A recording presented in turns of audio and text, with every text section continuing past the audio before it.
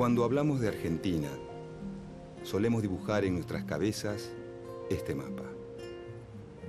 Si pensamos en cómo se formó, cómo se fue delineando el territorio nacional, siempre tenemos ese mapa dibujado detrás. No podemos dejar de referirnos a él. Pensamos que Argentina es ese mapa, pero en realidad lo que ahora es Argentina, uno de los países que se construyeron después de la caída del Imperio Español en América, pudo haber tenido otra forma. Pudo no haberse llamado Argentina. Pudo haber sido muchos países o parte de un gran país hispanoamericano.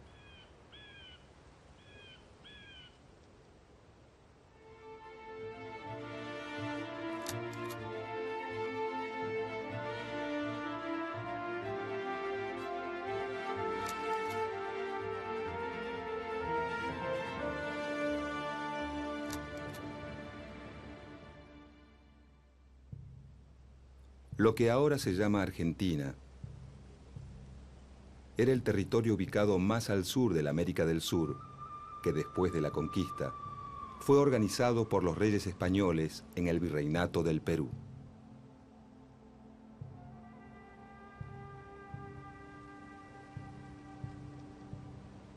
Parte del actual territorio argentino estaba incluido en las gobernaciones del Tucumán y de Buenos Aires dentro de ese virreinato. En 1776, la corona española funda el Virreinato del Río de la Plata, que ocupa aproximadamente los actuales territorios de Argentina, Bolivia, Uruguay y Paraguay. El eje de la economía se encuentra en la ciudad de Potosí, productora de grandes cantidades de plata. Y se elige a Buenos Aires como salida del mineral hacia Europa. Cuenta la leyenda que es tanto el mineral extraído que con él se podría hacer un puente entre América y España. Por su ubicación estratégica, Buenos Aires se convierte en la capital del nuevo virreinato. El Imperio Español parece volver a florecer, pero aunque nadie lo sabe, está a punto de derrumbarse.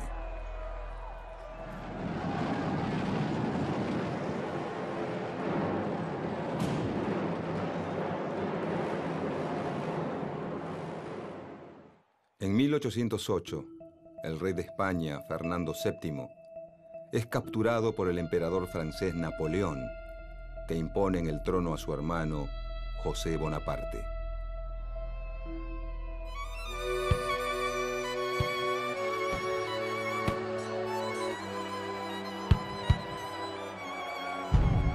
Las ciudades españolas se rebelan y forman juntas en nombre del rey preso. Agrupados en la Junta Central de Sevilla, buscan expulsar a los franceses y mantener su autoridad sobre América. En 1810, la Junta Central se derrumba ante los ataques franceses y España queda bajo el dominio de Napoleón Bonaparte.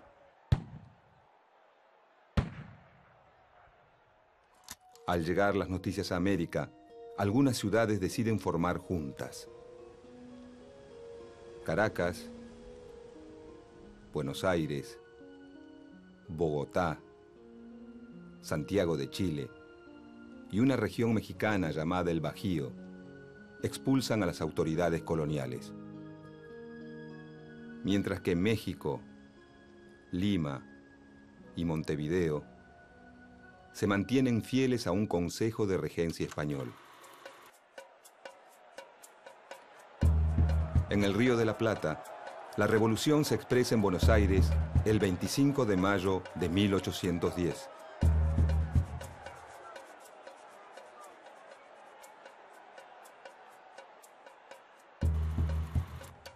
El grupo revolucionario que desplaza al virrey Baltasar Hidalgo de Cisneros cuenta con el apoyo de la milicia criolla, con la que busca asegurarse la adhesión del resto del virreinato. Con la Revolución de Mayo comienza el proceso de independencia de las colonias españolas en el Cono Sur. Paraguay y Montevideo se oponen a la revolución, no así las zonas rurales de la Banda Oriental. Mientras que el ejército de Buenos Aires es derrotado en Paraguay, Montevideo se rinde en 1814. Una expedición enviada por la primera junta obliga a Córdoba a la obediencia y avanza al norte para ocupar el Alto Perú. La expedición comienza con un triunfo, pero finalmente es derrotada. El poder está dividido. Durante años, ni revolucionarios ni realistas pueden pasar más allá de Salta. Para los lugareños, la guerra se convierte en algo cotidiano, en el centro de sus vidas. Entre 1812 y 1815, diferentes grupos patriotas impulsan cambios políticos, aunque no se animan a declarar la independencia.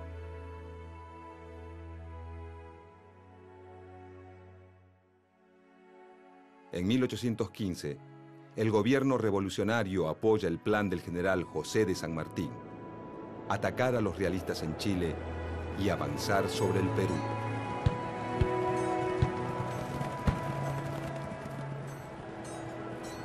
Los territorios revolucionarios americanos están convulsionados por luchas y divisiones. En Buenos Aires, los dirigentes, a pesar de sus diferencias, coinciden en dos premisas: ganar la guerra contra los realistas y mantener un sistema de gobierno centralista con sede en esa capital.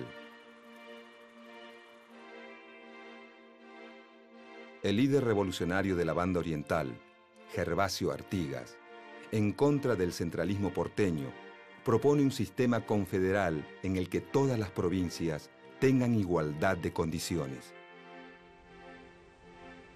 Artigas es respaldado por Entre Ríos, Corrientes, Santa Fe, la zona de las Misiones, la Banda Oriental y, durante un breve periodo, Córdoba. Para 1815, el territorio revolucionario en América está dividido en dos. El virreinato del Río de la Plata se mantiene en poder de los revolucionarios. México, Nueva Granada, Venezuela y Chile caen bajo el poder realista.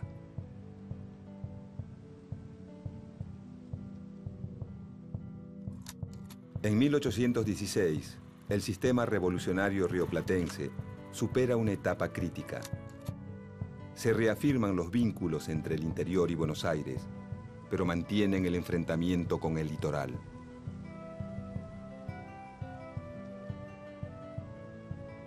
Para disminuir la tensión, se elige a la provincia de Tucumán para llevar a cabo el Congreso que declara la independencia de las Provincias Unidas de Sudamérica. Potosí, Cochabamba y Charcas, que hoy pertenecen a Bolivia, son algunas de las regiones que declaran la independencia. En cambio, algunas provincias que hoy son argentinas, como Santa Fe, Corrientes y Entre Ríos, no concurren al Congreso de Tucumán. El nuevo país independiente tiene dos grandes desafíos: el conflicto con los realistas y la guerra civil entre Buenos Aires y el litoral que dirige Artigas.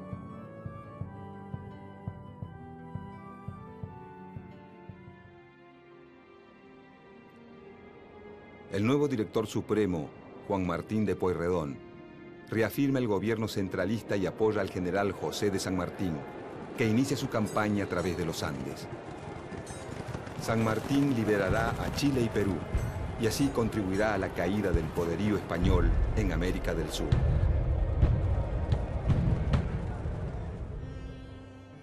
Pero en las Provincias Unidas, El alto costo de la guerra debilita al gobierno central, que delega en figuras destacadas de cada provincia la capacidad de reclutar hombres y recursos para la lucha.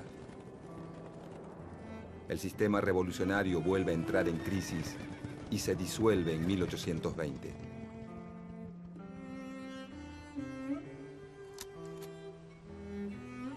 En el Virreinato del Río de la Plata, el actual territorio argentino está dividido en 3 intendencias: Salta del Tucumán, Córdoba del Tucumán y Buenos Aires.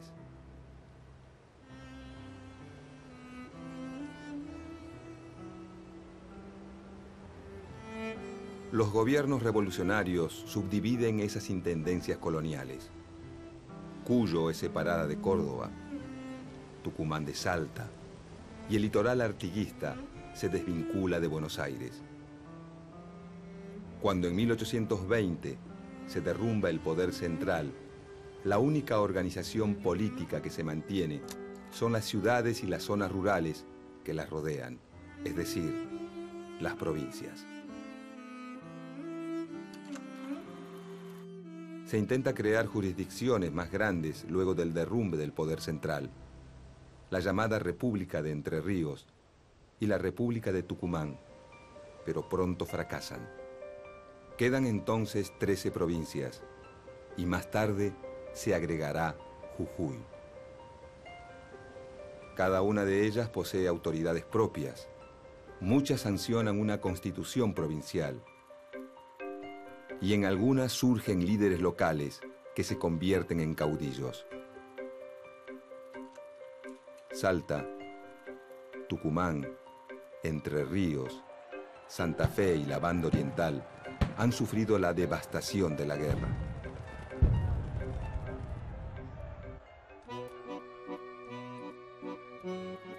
Buenos Aires, en cambio, con pocas acciones militares en su territorio, exporta grandes cantidades de cueros y tasajo. Su aduana le permite aumentar su poder sobre las demás provincias y volcar sus recursos contra los indígenas.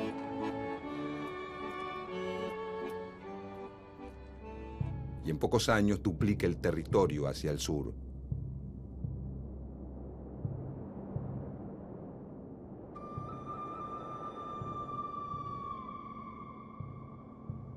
En el interior, el fin de la guerra reactiva los circuitos comerciales, Cuyo con Chile, el norte con la nueva República de Bolivia, mientras que el litoral y Córdoba se vuelcan a la producción de cueros para el mercado atlántico.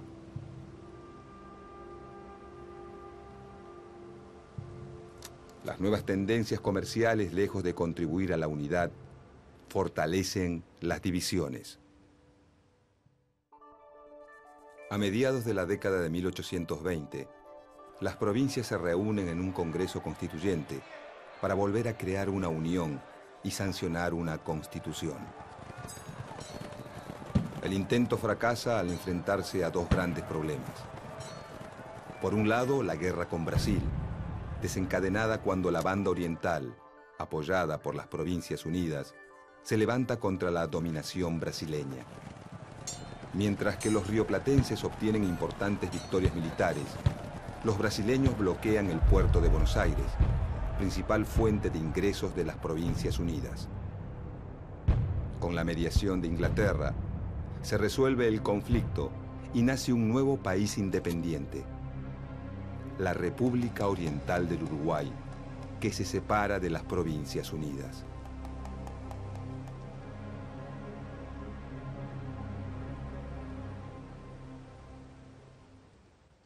Por otro lado, el Congreso Constituyente se enfrenta a una profunda división en el ideal de Estado.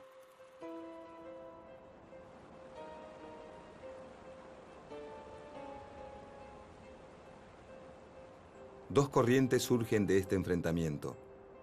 Los unitarios, quienes sostienen que el gobierno central, creado durante la Revolución, es el fundamento de la soberanía nacional, y los federales, quienes defienden la soberanía de cada provincia. Aunque el grueso del interior es federal, y los principales dirigentes unitarios son porteños. Hay muchos federales porteños y varios unitarios en las provincias.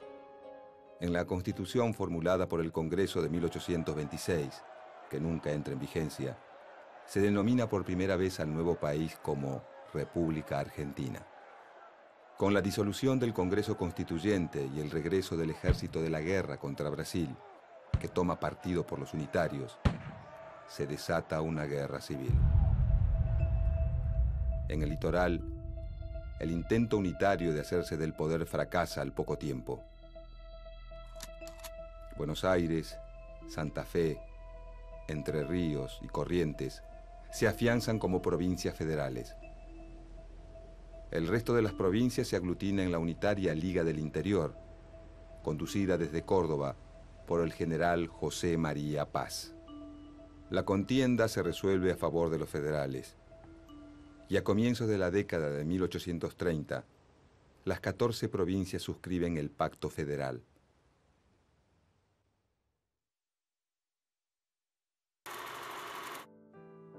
Aunque legalmente las provincias son iguales entre sí, el gobernador de Buenos Aires, Juan Manuel de Rosas, afirmado en el poder desde 1835, logra imponer su orden sobre el resto de la Confederación. Por medio de la diplomacia o de la fuerza, obtiene gobernadores adeptos en todas las provincias, afianzando su poder a través de un único partido federal.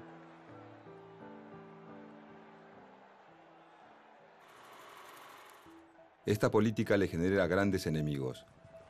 La provincia de Corrientes, que lucha varias veces contra él. Los antiguos unitarios, un grupo de federales antirrocistas y un puñado de intelectuales conocido como la Generación del 37. Todos se oponen fuertemente al gobernador porteño.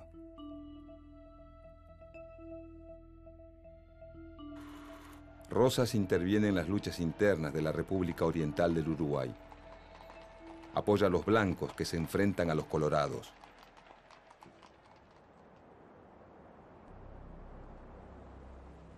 Los franceses aprovechan estos conflictos y bloquean el puerto de Buenos Aires entre 1838 y 1840. Entre 1845 y 1847 lo vuelven a hacer, esta vez junto a los ingleses.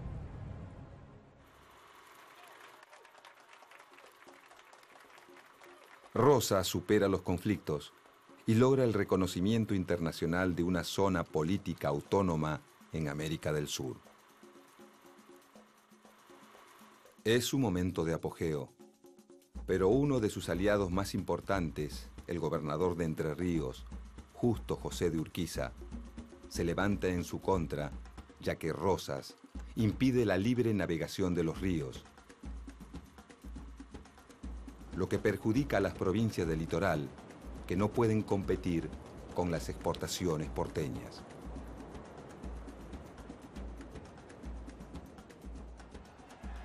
A Urquiza lo apoyan Corrientes, los opositores emigrados, los colorados uruguayos y Brasil. Este conflicto se resuelve con el triunfo de la Alianza Antirrosista en la Batalla de Caseros en 1852. Rosas se exilia en Inglaterra, donde residirá hasta su muerte. Con el fin del rosismo, comienza una nueva etapa en la Confederación. La mayoría de las provincias acepta renunciar a su soberanía en favor de constituir una nación.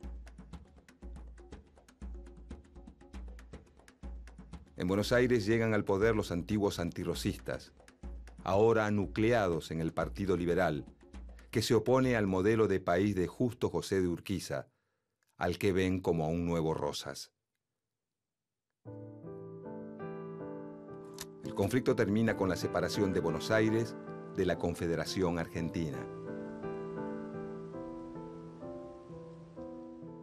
Urquiza es elegido presidente de la Confederación y la nueva capital pasa a ser Paraná.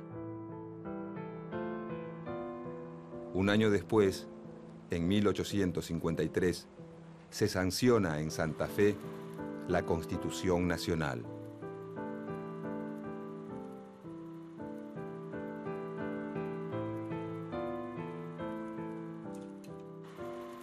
Buenos Aires no acuerda con una unión en la que no tenga privilegios, ni tampoco con entregar los beneficios de su rica aduana.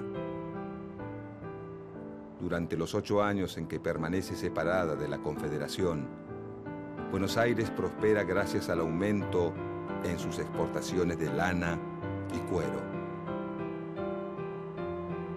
En cambio, la Confederación enfrenta grandes problemas económicos y muchos de sus dirigentes creen que no existe futuro sin Buenos Aires. La tensión va creciendo y en 1859 se desata la guerra. Las tropas de Urquiza triunfan en la batalla de Cepeda. Se firma un tratado de paz y se vuelve a incorporar a Buenos Aires a la Confederación Argentina.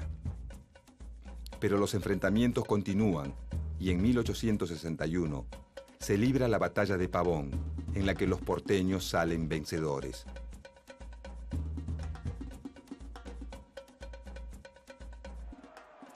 Su líder, Bartolomé Mitre, es elegido presidente. Aunque las 14 provincias se rigen por la Constitución Nacional y una autoridad central, Mitre pretende un Estado con predominio de Buenos Aires.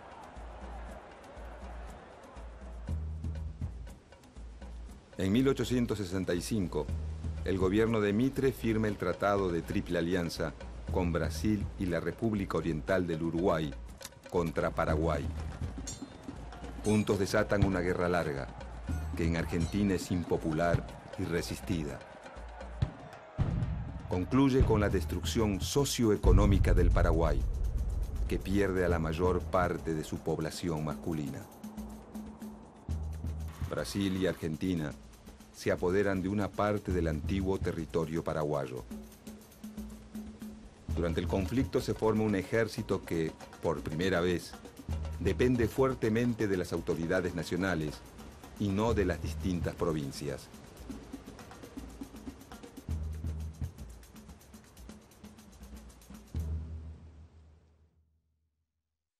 Bajo las presidencias de Domingo Faustino Sarmiento y Nicolás Avellaneda, el Estado Nacional afianza su poder sobre los particularismos provinciales, apoyado en un vertiginoso desarrollo económico. Aparecen el alambrado de los campos, el ferrocarril y los inmigrantes europeos que solucionan la escasez de mano de obra.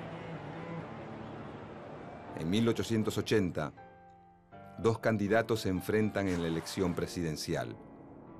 El general Julio Argentino Roca, quien había conquistado territorios al sur de las fronteras, exterminando a los pueblos originarios, y el gobernador de Buenos Aires, Carlos Tejedor.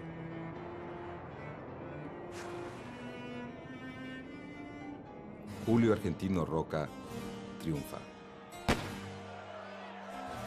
Carlos Tejedor impulsa la sublevación de Buenos Aires para preservar su autonomía ante el Estado Nacional. En respuesta, las autoridades nacionales derrotan militarmente a la provincia rebelde.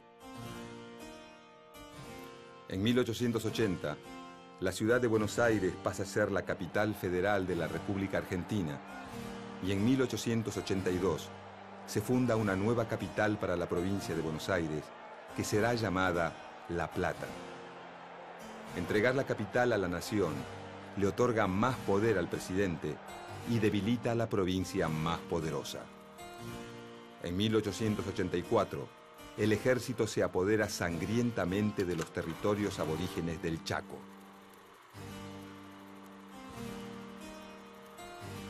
Esta región y la Patagonia conquistada por Roca, pasan a ser territorios nacionales dependientes del gobierno central.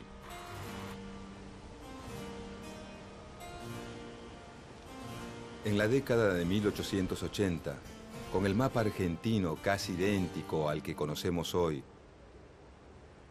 la existencia de un poder central consolidado, una sola moneda y un solo ejército nacional, se cierra el conflictivo y complejo proceso de construcción del Estado argentino. Pero otros procesos se abren y continúan. Los habitantes de ese Estado van a afrontar la conformación de una nueva sociedad, la aparición de un nuevo sistema político y la afirmación de una economía capitalista que provocarán conflictos, luchas de intereses, acuerdos y distintas alternativas que llenarán la historia argentina del siglo XX.